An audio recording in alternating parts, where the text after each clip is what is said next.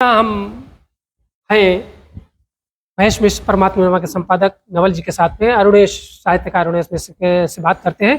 दूसरी पुस्तक जो उन्होंने अभी तीसरी पुस्तक आई है, पति से पावन हो गए। अधिकतर लोग पावनता की बात करते हैं तो पति से पावन होने का तात्पर्य होता है अधिकतर गंगा नहाता है, कोई कुंभ जाता है, कोई धर्म के काम करता है, अखंड व्रत इत्यादि इस आधार पर करता है। आपने पुस्तक के माध्यम से कैसे कहा कि पति से पावन हो गए, उसका शीर्षक क्या है, क्या उसका विषय है? ये अब पतित होने का वर्तमान समय में पतित लोगों के पावन होने का एक ही रास्ता है और वो रास्ता है लोकतंत्र में, सदन में पहुंचना।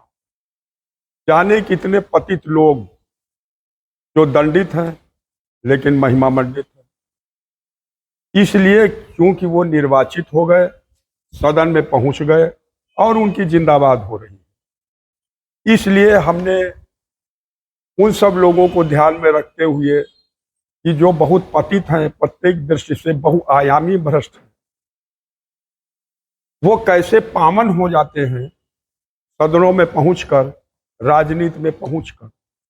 तो ये जो विद्रूपता समाज की है उसको ध्यान में रख करके इस व्यंग्य संग्रह का नाम पतित से पावन रखा।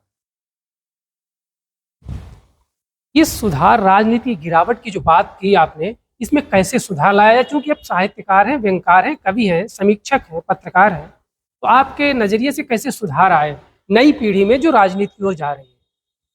नहीं, सुधार का तो सीधा हिसाब है, राजनीति विचारधाराओं के आधार पर होती है। अब राजनीतिक दलों ने विचार को जो है वो धारा में फेंक दिया है और उसकी कर्ण जैसी स्थिति हो गई है। और राजनीति के चक्रव्यूह में कर्ण को की जो स्थिति हुई महाभारत के युद्ध में, आप सब जानते ही।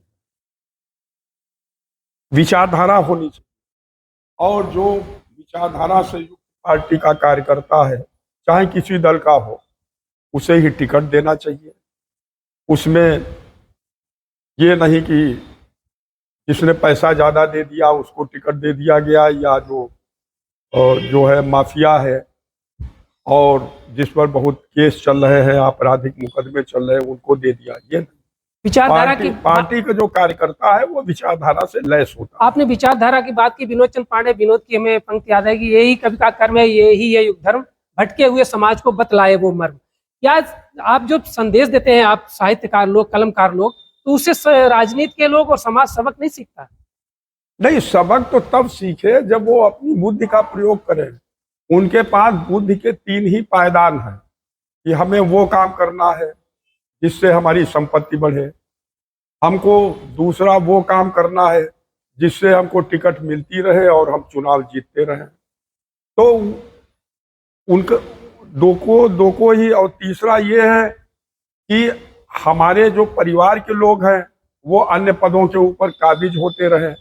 इन्हीं तीन दृष्टियों को ध्यान में रख कर के पूरे देश में राजनीति हो रही है और लगभग सभी दलों के जो नेता लोग हैं वो इसी को ध्यान में रखे हुए हैं।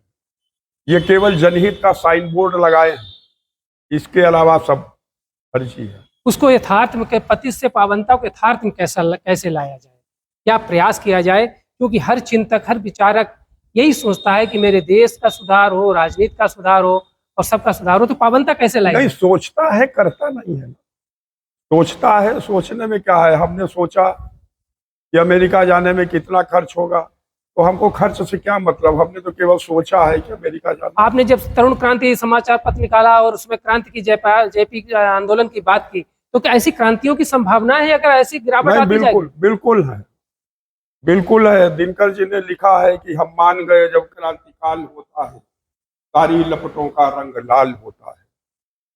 बिल्कुल संभावनाएं हर समय रहती है। जब जनता अपने को शोषित और उत्पीड़ित महसूस करती है, उसकी बात नहीं सुनी जाती है, तो चाहे जितने प्रतिबंध लगाए जाए वो विद्रोह की स्थिति में अवश्य आ जाती है। आपने एक साथी रहे कमलेश्वर जी, उनकी पंक्ति आपने दिनकर का नाम लिया तो याद आ गई, केवल भाषण के माध्यम से परिवर्तन में बहुत देर है, छिछली अनशन हड़तालों से बदल हो सके हो वह। तो क्या ऐसी भी क्रांति की संभावना है कि लोग पूरा बिल्कुल लाल क्रांति के ओर बढ़ जाएंगे। नहीं, लाल क्रांति तो लाल ही होती है, मतलब कोई खूनी क्रांति की हम बात नहीं कर रहे। लोकतांत्रिक परिवर्तन हो जाएगा, कोई इसको क्रांति की बात उठी तो हरित क्रांति की भी बात आती है, श्वेत क्रांति की भी बात आती है। देश के लिए कहा जाता है कि भारत में दूध की नदियां बहती हैं। हरित क्रांति बात आती है, फसलों की आती है, संयोग से पर्यावरण की बात है। तो हरित क्रांति और ये क्रांतियां कैसे आएंगी जो पर्यावरण की आज बात हो रही है? नहीं, वो हम तो कहते हैं पिछले 5 वर्षों में जितना वृक्षारोपण हुआ है सरकारी और गैर सरकारी स्तर पर, उसका भौतिक सत्यापन करा लिया जाए। आगे कोई वृक्ष लगाने की, पौधे लगाने की आवश्यकता ही नहीं पड़ेगी। उसमें से मुश्किल से 10% ही शेष बचे होंगे, 90% आपका कहने का तात्पर्य पौधे लगाए गए कि लगे ही नहीं? नहीं, केवल फाइलों में लगे।